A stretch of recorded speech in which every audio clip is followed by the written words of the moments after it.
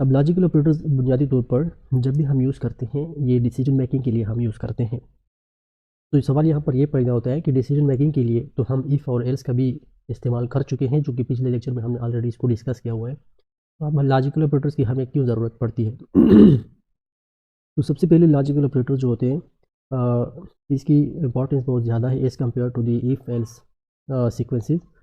क्योंकि if else में सबसे पहली ड्रॉबैक ये होती है कि आपकी जैसे जैसे कंडीशनलिटीज़ बढ़ती जाती है, आपका code indentation to the right side of the screen चला जाता है, जिससे आपका कोड एक कॉम्प्लेक्स तरह का दिखता है। सेकंड ये होती है कि उसमें आपको बहुत सारे ब्रैकेट्स की ओपनिंग और क्लोजिंग होती है, तो फिर आपको कन्फ्यूजन होती है कि कौन सा ब्रैकेट कहाँ पे ओपन है, कहाँ पे क्लोजिंग इसकी हो रही है। और तीसरा टॉपिक ये था कि जैसे जैसे आप मल्टीपल कंडीशंस लगाएंगे, आपकी कोड बढ़ती जाती है, लाइंस ऑफ कोड आपका बढ़ जाता है। तो इन सारी चीज़ों को ओवरकम करने के लिए हम लॉजिकल ऑपरेटर्स का यूज़ करते हैं। लॉजिकल ऑपरेटर्स बेसिकली करते क्या है कि ये आपकी एक सिंगल लाइन में आप मल्टीपल कंडीशनलिटीज़ को चेक कर सकते हैं, ठीक है। तो सी लैंग्वेज में हम बुनियादी तौर पर 3 तरह के लॉजिकल ऑपरेटर्स यूज़ करते हैं। सबसे पहले हमारे पास होता है एंड, यह मैं एक कमेंट के तौर पर लिखना चाहूँगा, एंड लॉजिकल ऑपरेटर, और इसकी सिंबल है इस तरह। ये ब्रैकेट में मैं आपको लिखता हूँ ताकि आपको वाज़ेह हो। इसको हम कहते हैं एंड लॉजिकल ऑपरेटर, ठीक है। इसी तरह हमारे पास सेकंड है OR logical operator. OR logical operator इस तरह होता है, जैसे कि ये आप देख सकते हैं, इसको हम कहते हैं आर।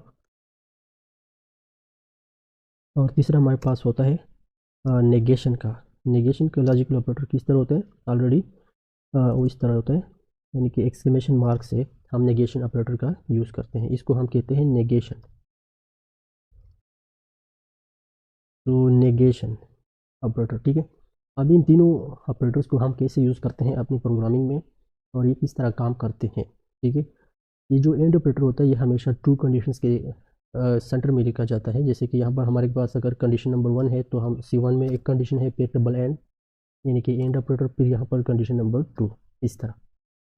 ये आर भी इसी तरह होता है, कंडीशन 1 कोई एक कंडीशन आप इसके राइट में लिखते हैं, और सेकेंड कंडीशन आप इसके लेफ्ट में लिखते हैं।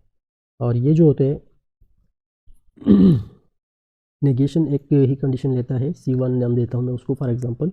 लेकिन अब इन तीनों का काम जो है ना वो डिफरेंट है। काम इसका डिफरेंट कैसे है, जैसे जैसे आप एंड कंडीशन लिखते हैं, ठीक है, तो इसके अंदर जो कोड होता है उसकी बॉडी में वो उस टाइम एग्जीक्यूट होता है जब ये C1 और C2 दोनों ट्रू होते हैं। यानी एंड कंडीशन तब ट्रू माना जाता है जब दोनों कंडीशन उसके ट्रू आ जाते हैं।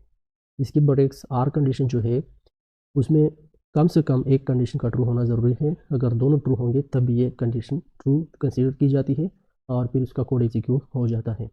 जबकि निगेशन करता क्या है कि जो भी वैल्यू होती है कंडीशन की, उसको चेंज करते हैं। फॉर एग्जांपल अगर कंडीशन ट्रू होता है तो उसको फॉल्स में कंसीडर करवाना कंप्यूटर से, इसके लिए हम नेगेशन ऑपरेटर का यूज़ करेंगे। अगर कोई फॉल्स वैल्यू है तो उसको ट्रू, ट्रू को फॉल्स करना, ये नेगेशन ऑपरेटर का काम होता है। अब ये सारी चीज़ें हम सीखते हैं एक सिंपल प्रोग्राम के थ्रू। यहाँ हम एक प्रोग्राम लिखेंगे जो यूज़र से अपनी नेशनैलिटी और एज के हवाले से मतलब इंफॉर्मेशन लेगा, और उसी कंडीशन के बेस पर वो उसको बताएगा कि आप क्या आइंदा इलेक्शन में वोट डाल सकते हैं, या वोट करने के लिए आप अहल है या ना अहल है। तो इसके लिए सबसे पहले, जैसे मैंने आपको बताया कि वो यूज़र से 2 क्वेश्चंस पूछेगा। सबसे पहले अगर आप पाकिस्तानी है तब आप वोट डाल सकते हैं, पाकिस्तानी नहीं है तब आप वोट नहीं डाल सकते। सेकेंड ये चेक करेगा कि आपकी एज 18 प्लस हो या 18 भी हो चलता है, ठीक है। इन 2 केसेस में आप अपना वोट के लिए एलिजिबल है, otherwise you are not eligible. तो ये 2 क्वेश्चन जब वो आंसर क्वेश्चन करेगा यूज़र से, तो यूज़र कीबोर्ड के ज़रिए उसको आंसर देगा कि येस या नो। तो इसके लिए सबसे पहले जो 2 क्वेश्चंस पूछे जाएंगे और उसके जो आंसर आएंगे, उन आंसर्स को स्टोर करने के लिए हम 2 वेरिएबल लेते हैं। तो सबसे पहला वेरिएबल है इंटीजर नाम के लिए कि आपका आप नेशनैलिटी क्या है। नेशनैलिटी नाम का एक वेरिएबल हमने डिक्लेयर किया। सेकेंड हम डिक्लेयर करेंगे एज नाम का वेरिएबल, ठीक है। तो सबसे पहले आप ये एक लाइन हम लिखेंगे जिसमें यूज़र से नेशनैलिटी के बारे में पूछा जाएगा। तो इसके लिए हम प्रिंट एफ का फंक्शन यूज़ करते हैं, प्रिंट एफ, ठीक है। और इंटर, या आप इस तरह इससे पूछे कि आर यू पाकिस्तानी।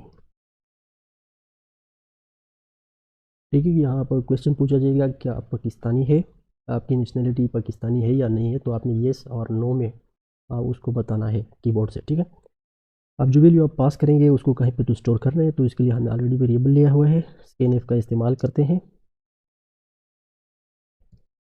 स्कैन इधर आते हैं, ये वाला करते हैं %d, चूँकि जिस वेरिएबल में हम वैल्यू स्टोर कर रहे हैं वो इंटीजर टाइप का है, तो यहाँ पर हम %d लिखते हैं और डबल कोट से बाहर आ जाते हैं, कॉमा लगाते हैं और फिर एड्रेस ऑफ ऑपरेटर का इस्तेमाल करते हैं, एनडीआर, जिसको हम कहते हैं हम इंग्लिश लैंग्वेज में। और इसी के साथ हमने वो वेरिएबल लिखना है जहाँ स्टोर करवानी है वैल्यू। नेशनलिटी नाम की वेरिएबल में हमने ये स्टोर करवा दिया। अब हमने सेकंड क्वेश्चन पूछना है प्रिंटफ के ज़रिए, क्योंकि जो भी आप स्क्रीन के ऊपर यूज़र को शो करवाना चाहते हैं उसके लिए आप प्रिंटफ का यूज़ करेंगे। तो हम लिखते हैं printf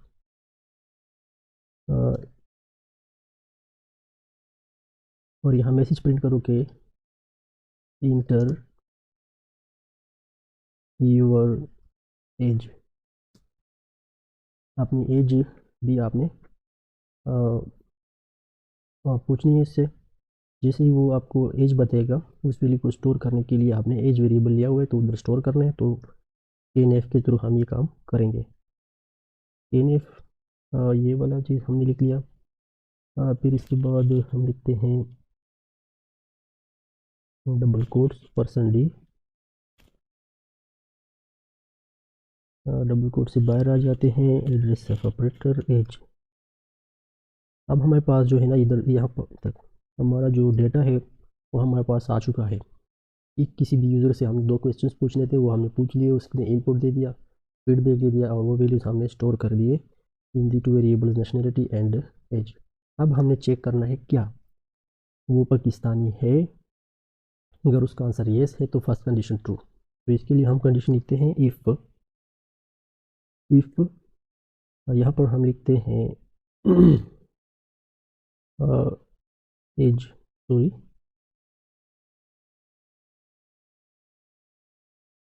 if nationality is equal to 1। अब यहाँ पर 1 का मतलब होता है येस। ठीक है, क्योंकि कंप्यूटर सिर्फ 1 और 0 की लैंग्वेज में अंडरस्टैंड करता है, तो जब आप उसको आपका आंसर उसको येस देना चाहते हैं तो आपने 1 प्रेस करना है। अगर आप उसको आंसर नो में देना चाहते हैं तो आपने 0 एंटर करना है। कंप्यूटर के लिए 1 और 0 का मतलब होता है येस और नो, या ऑन ऑफ, ठीक है, या ट्रू या फॉल्स। तो अब आप सोचेंगे कि मैं येस अगर लिखना चाहूँ तो उसमें क्या बुराई है। इसमें कोई बुराई नहीं है, लेकिन उसके लिए आपको पहले स्ट्रिंग्स का कॉन्सेप्ट समझना ज़रूरी है, जो कि अब तक हमने डिस्कस नहीं किया हुआ है। तो इसलिए जब हम स्ट्रिंग्स की बात करेंगे तो आपको ये चीज़ मज़ीद सिंपल हो जाएगी। फिलहाल आप येस और नो में अगर आप आंसर देना चाहेंगे तो आपने येस के लिए 1 इंटर करना है और नो के लिए 0। अब अगर नेशनलिटी में वैल्यू जो आई है वो 1 है, मतलब फर्स्ट कंडीशन ट्रू है, वो पाकिस्तानी है। एंड डबल एंड ऑपरेटर का इस्तेमाल करेंगे और इधर सेकंड कंडीशन भी हम चेक कर सकते हैं। नेशनलिटी पाकिस्तानी है और एज जो है वो ग्रेटर देन या इक्वल टू 18 है। ये 2 कंडीशंस अगर ट्रू होंगे तो आप उसको बताएगा आपका प्रोग्राम के you are eligible for the vote. ठीक है, तो print f you are eligible for the voting.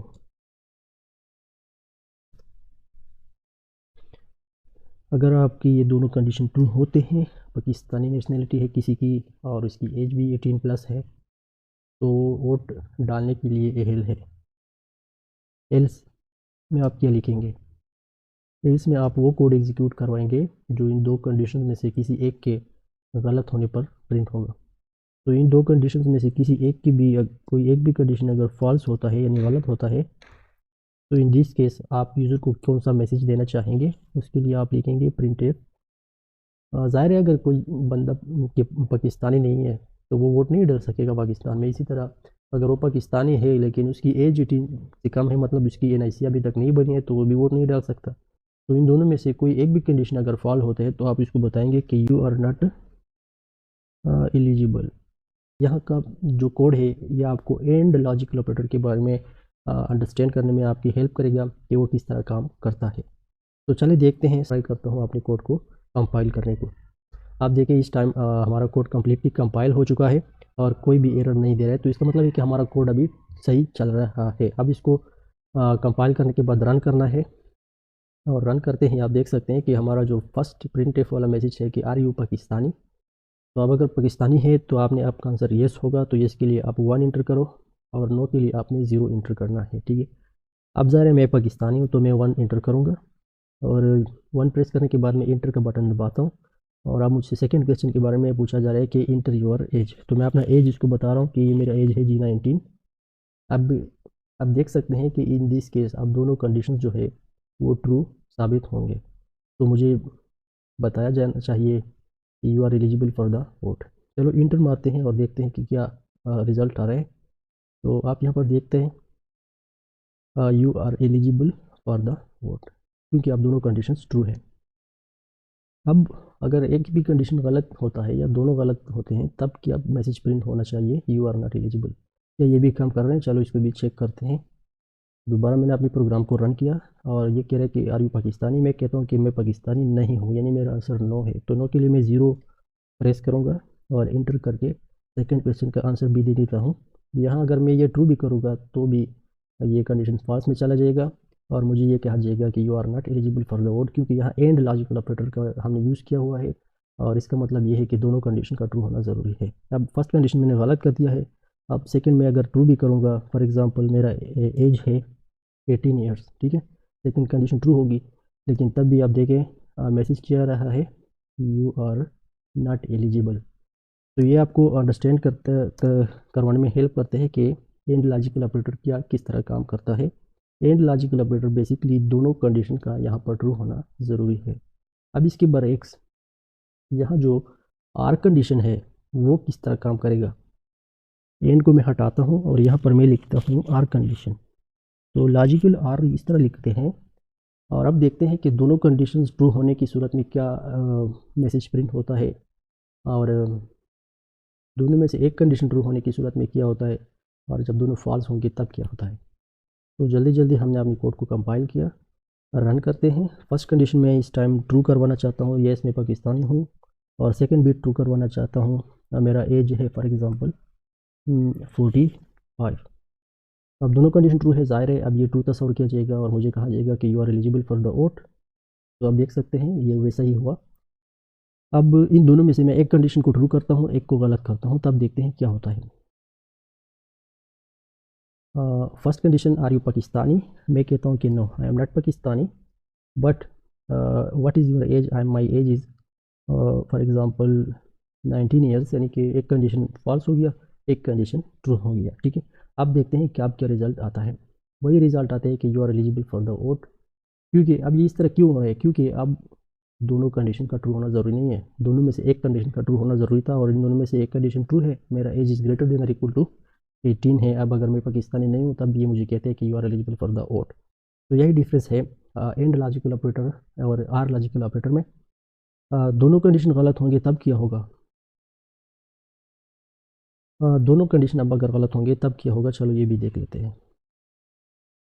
जब दोनों गलत होंगे तो फॉर एग्जांपल आप देखते हैं मैं 0 इंटर करता हूँ, यानी कि know my I am not Pakistani, और इंटर योर एज, मेरा एज भी 15 ईयर है, मतलब लेस देन 18 है। अब दोनों गलत है, इस टाइम अब आपका आर कम जो कंडीशन है वो फॉल्स तस्वर किया जाएगा। देखें कहते हैं कि you are not eligible for the vote.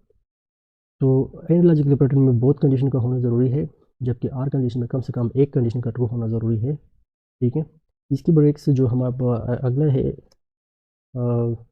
Negation वाला, वो किस तरह काम करता है। वो ये करते हैं कि आपकी जो भी कंडीशन होती है वो अगर ट्रू है तो उसको अगर फॉल्स करवाना है तो उसी कंडीशन के आगे आपने नेगेशन लगानी है। जैसे कि मैं अगर कीबोर्ड से एज वाला कंडीशन में वहाँ से वैल्यू ट्रू करता हूँ, लेकिन मैं कहता हूँ कि नहीं, कंप्यूटर को उसे गलत कंसिडर करना चाहिए बाद में, तो इसके आगे मैं लिखूँगा नेगेशन। देख सकते हैं आप एज वाली कंडीशन के बाहर, यानी इसके बिफोर मैंने क्या लिखा है, नेगेशन ऑपरेटर लगाया हुआ है। आप देखना मेरी ये कंडीशन ट्रू होगी, लेकिन मुझे प्रोग्राम जो है वो इसको गलत कंसीडर करेगा। कैसे देखते हैं।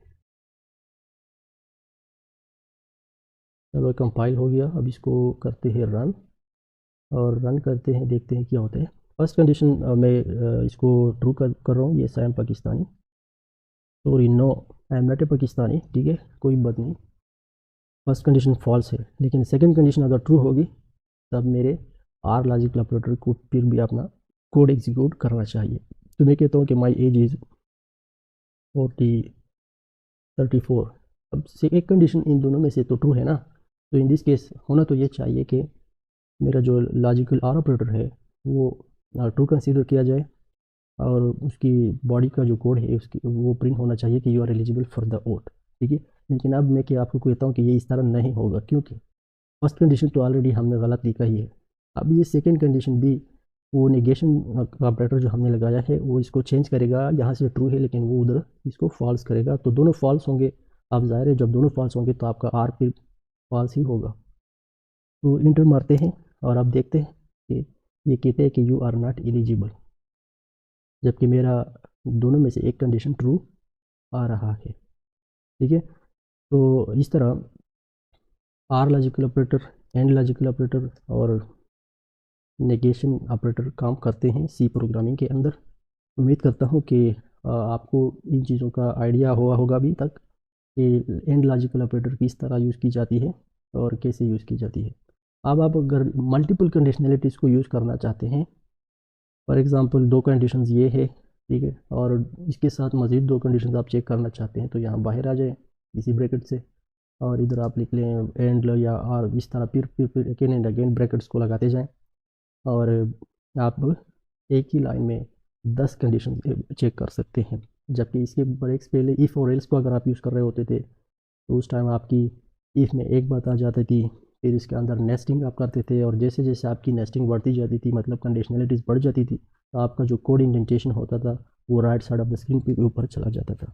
लेकिन अब यहाँ लॉजिकल ऑपरेटर के ज़रिए आप मल्टीपल कंडीशंस को चेक कर सकते हैं विद इन वन लाइन। तो यही खूबसूरती है लॉजिकल ऑपरेटर्स की, और अब मैं उम्मीद करता हूँ कि आपको इन चीज़ों का आइडिया हुआ होगा। नेक्स्ट लेक्चर में दोबारा एक नया टॉपिक के साथ आपकी खिदमत में हाजिर होंगे। तब तक के लिए मैं आपसे इजाज़त चाहूँगा। अल्लाह हाफिज़।